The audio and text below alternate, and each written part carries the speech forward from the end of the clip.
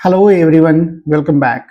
In the previous video, we have covered about the destructuring of props and state. And in this video, we will learn about the fundamental concept of event handling in React.js. So let me quickly comment out this code which is not required in this video and create a new file for the implementation of the event handling. और इस video में event handling को हम दो part में divide करेंगे। पहला event handling को हम लोग समझेंगे फंक्शनल कंपोनेंट का यूज करके, और सेकेंड हाफ में हम लोग पढ़ेंगे कि इवेंट हैंडलिंग को क्लास कंपोनेंट के अंदर में कैसे इंप्लीमेंट करेंगे। राइट, तो सबसे पहले हम लोग चलते हैं कंपोनेंट फोल्डर के अंदर, और कंपोनेंट फोल्डर के अंदर हम लोग एक फाइल क्रिएट कर लेते हैं, और यहाँ पे हम लोग कर लेते हैं suppose event component .jsx and create a functional component with RFCE. The code snippet is given over here, and now import it into app.js. Right, and make sure that this component is to be imported from the file. Now execute your code, and after the execution you will see the output. Right, तो यहाँ तक तो हम लोग अपना काम कर लिए, प्राइमरी सेटअप हमारा हो गया। अब हम लोग चलते हैं अपनी फंक्शनल कंपोनेंट के अंदर, और यहाँ पे हम लोग क्रिएट करते हैं एक बटन, और उस बटन के अंदर में हम लोग अपना इवेंट को इम्प्लीमेंट करेंगे। राइट, अब यहाँ पे सबसे पहले हम लोग एक बटन क्रिएट कर लेते हैं, और यहाँ पे हम लोग लिख लेते हैं suppose click me and let me show you that the button comes over here.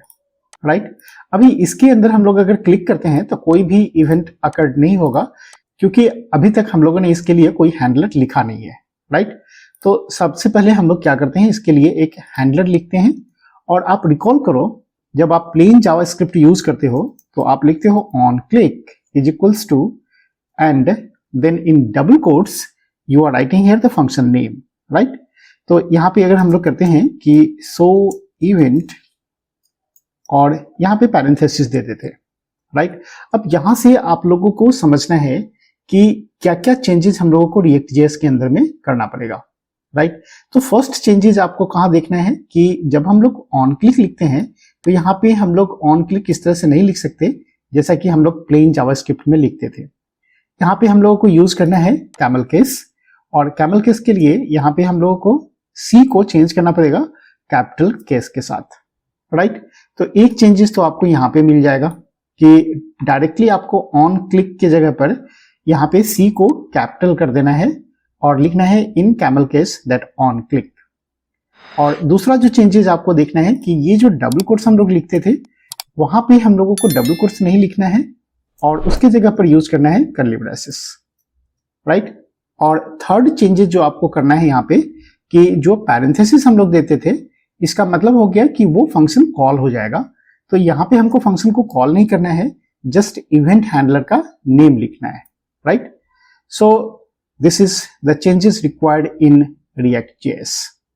Right, अब यहाँ पे जो हमारा इवेंट हैंडलर है ये एक फंक्शन है, और इस फंक्शन को हम लोग यहाँ पे लिख सकते हैं। और जावास्क्रिप्ट के अंदर में आपको पता है कि एक फंक्शन के अंदर में हम लोग दूसरा फंक्शन भी डिफाइन कर सकते हैं। राइट, तो यहाँ पे मैं फंक्शन को डिफाइन कर लेता हूँ const and then so event and create the arrow function here। और आप नॉर्मल फंक्शन भी क्रिएट कर सकते हो, कोई जरूरी नहीं है कि आपको एक एरो फंक्शन ही लिखना है। राइट, तो यहाँ पे अगर मैं लिख देता हूँ console log and messages, suppose you have clicked। right, now let me show you after the execution of the code we have got the button over here, and go to the developer tools and open the console, and let me show you what is the output, and you will get here the answer you have clicked. Right, so nothing complex over here, only the three changes you have to remember.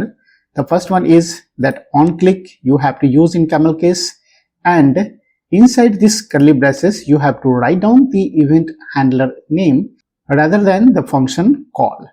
Right.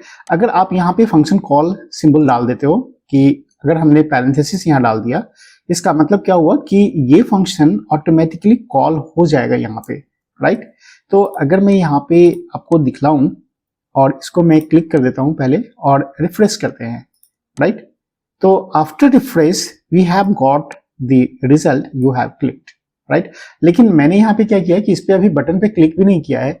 जैसे ही मेरा page refresh होता है वैसे ही ये message आ गया, क्योंकि page refresh होते ही हमारा ये फंक्शन कॉल हो गया, राइट।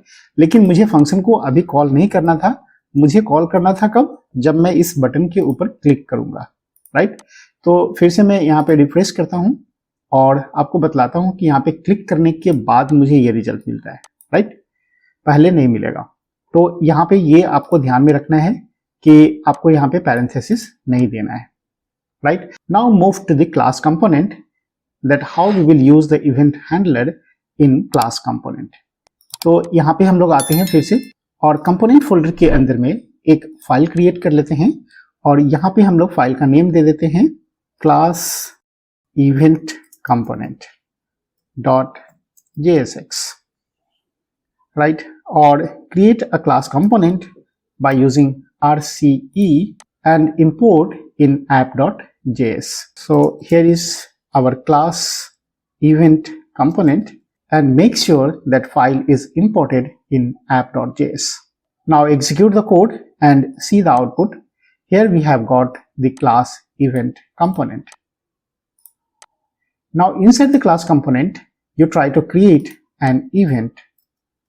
तो सबसे पहले हम लोग यहाँ पे आते हैं और एक बटन क्रिएट कर लेते हैं और बटन क्रिएट करने के लिए सिंपली हम लोग यूज करते हैं फिर से button and camel case on click and inside the curly braces we are using here the handler name. So I am writing here that event handler. Now execute the code and see the result. अब यहाँ पे हम लोगों को एक error message आया है, event handler is not defined, right? तो आप यहाँ पे अब देखो कि जिस तरह से हम लोगों ने बनाया था फंक्शनल कंपोनेंट के अंदर में बिल्कुल वैसे ही लिखा है, राइट। लेकिन यहाँ पे मुझे एरर आ रहा है और एरर क्यों आ रहा है, जबकि हम लोगों ने अभी क्या किया कि एक इवेंट हैंडलर बनाया, राइट।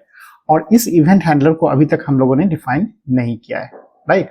तो अभी यहाँ पे हम लोग चलते हैं और यहाँ पे इवेंट हैंडलर फंक्शन के लिए हम लोग लिख लेते हैं इवेंट हैंडलर और इसके अंदर हम लोग एक मैसेज डाल देते हैं simple console log and here is suppose class event, right, and now execute the code। और अब हम लोग चलते हैं यहाँ पे और देखते हैं एक एरर मैसेज आ रहा है अभी event handler is not defined. तो आपको यहाँ पे आकर के देखो कि जो बटन हम लोगों ने यहाँ पे बनाया था और जो फंक्शनल कंपोनेंट के अंदर में बटन बनाया बिल्कुल सेम सिंटैक्स यूज किया हम लोगों ने। यहाँ पे भी कैमल केस यूज किया, इवेंट हैंडलर का नाम यूज किया। यहाँ पे हम लोग अगर देखें तो यहाँ पे भी कैमल केस है और इवेंट हैंडलर का नेम है। तो यहाँ पे प्रॉब्लम क्या हो रहा है कि हम लोग यहाँ पे यूज कर रहे हैं क्लास कंपोनेंट को, राइट। और आपको पता है कि क्लास कंपोनेंट के अंदर में किसी भी प्रॉपर्टीज को आप यूज करते हो तो दिस के साथ एक्सेस करते हो। तो यहाँ पे आपको लगाना पड़ेगा this dot event handler, right. और अब आप देखो आउटपुट, तो कोई एरर नहीं है, राइट। इसको हम लोग रिफ्रेश कर लेते हैं और यहाँ पे क्लिक करते हैं क्लास इवेंट के ऊपर, तो हम लोग को मिल गया क्लास इवेंट, राइट। और इसके अंदर अगर हम लोग प्रिंट करना चाहते हैं कि हमारा दिस क्या प्रिंट करेगा, राइट, तो आप लोग वीडियो को पॉज करो और थोड़ी देर के लिए सोच करके देखो कि दिस में क्या आएगा। इस फंक्शन के अंदर हम लोगों को दिस का वैल्यू क्या मिलने वाला है, राइट। तो मैं आपको दिखला देता हूं यहाँ पे कि अगर हम लोग यहाँ पे क्लिक करते हैं तो मुझे मिल रहा है अनडिफाइंड। अब यहाँ पे जो वैल्यू आया अनडिफाइंड, जो दिस का वैल्यू है वो अनडिफाइंड क्यों आ रहा है, इसका आंसर आप लोग फाइंड करने की कोशिश करो और अगर आंसर मिल जाए तो मुझे कमेंट करके जरूर बताना। Otherwise we will discuss in the next video that why this value is printing undefined, right. I hope आपको ये वीडियो समझ में आया होगा और अगर इस वीडियो से कुछ भी सीखने को मिला होगा तो please like, share and subscribe. Till then, bye bye, thank you.